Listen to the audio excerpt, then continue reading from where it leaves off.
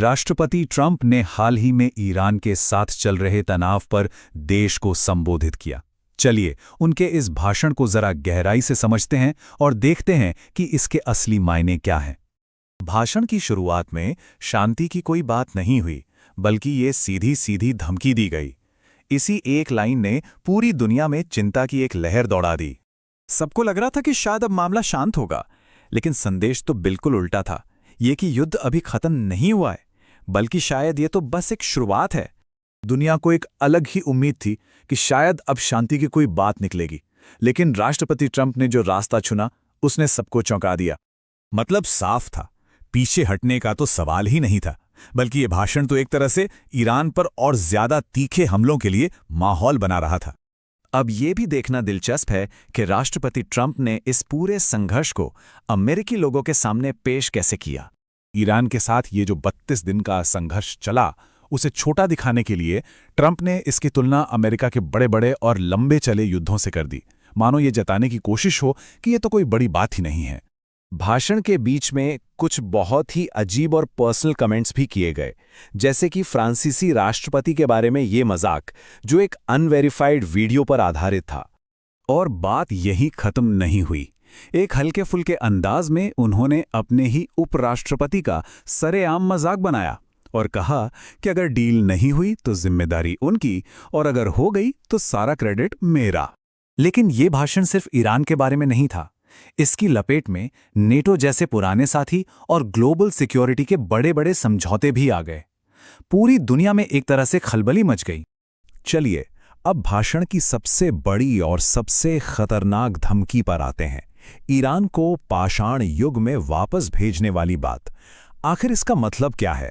देखिए, ये कोई छोटी मोटी धमकी नहीं है। ये एक देश के पूरे आधुनिक वजूद को ही मिटा देने की बात है, सब कुछ खत्म कर देने की।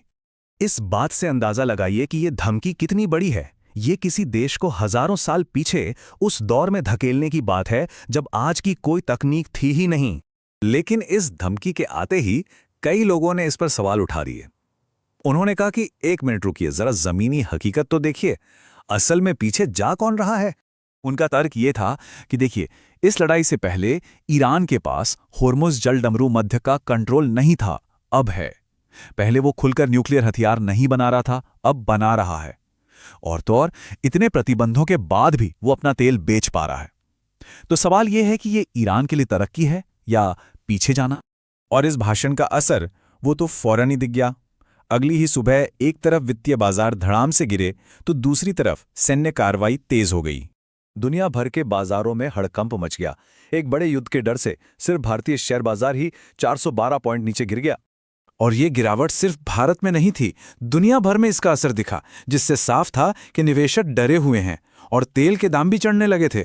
तो एक तरफ बाजार गिर रहे थे और दूसरी तरफ इन धमकियों पर अमल भी शुरू हो गया था। ईरान पर मिसाइल हमले की खबरें आने लगीं, जिससे यह साफ हो गया कि मामला अब सिर्फ बातों तक सीमित नहीं है। इस एक भाषण ने पूरी दुनिया को जैसे हिला के रख दिया। अब सब यही सोच रहे हैं कि आगे क्या होगा, और इस पर राय बुरी तरह बंटी हुई है। दिलचस्प बात यह है कि विरोध दो तरफ से हो रहा था। एक तो जाहिर है ईरान की तरफ से, और दूसरा खुद अमेरिका के अंदर से, जहां कई लोग इसे बिना सोची समझी रणनीति वाला युद्ध बता रहे थे। अब दुनिया के जो बड़े देश हैं वो इस बिगड़ते हालात को संभालने की कोशिश में लग गए हैं। कहीं डिप्लोमेटिक बैठकें हो रही हैं तो कहीं सेनाओं को फिर से तैनात किया जा रहा है। और आखिर में द इकोनॉमिस्ट की ये बात, जब आपका दुश्मन कोई गलती कर रहा हो तो उसे टोकना नहीं चाहिए। शायद दुनिया के कुछ ताकतवर देश यही सोचकर अभी चुपचाप बैठे हैं और बस तमाशा देख रहे हैं। ये पूरी स्थिति हमें एक बहुत ही